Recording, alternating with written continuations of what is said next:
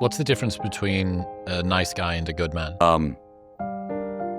Right about that in there, but a nice guy a nice guy gets along. Yeah, I'll do that. They don't necessarily have discernment or judgment, not sure what they stand for or stand against. Yeah, hey.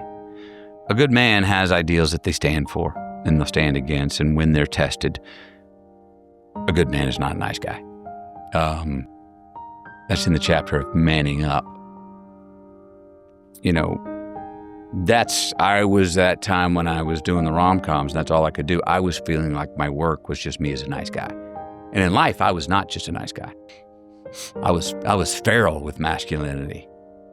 And in my work, maybe I was feeling a bit neutered. And I was like, well, I'm a good guy and a good man in life, but I'm just a nice guy at work. Can I be roles that can be a good man? And so, good guys being a good man's a lot harder for good reason. Not going to be most popular. It also doesn't mean you got to be a dick or an asshole. It just means sometimes you got to go, I believe in this is for me, and that is not for me.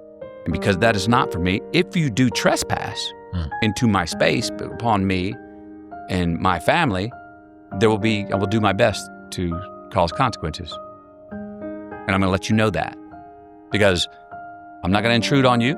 But if you trespass that, I'm going to stand up for it. And that we can talk our way out of that. Great. And a good man's not looking for trouble, But if it comes, and if he or something he cares about and loves were susceptible to being trespassed on by trouble, a good man does what he can to stop that.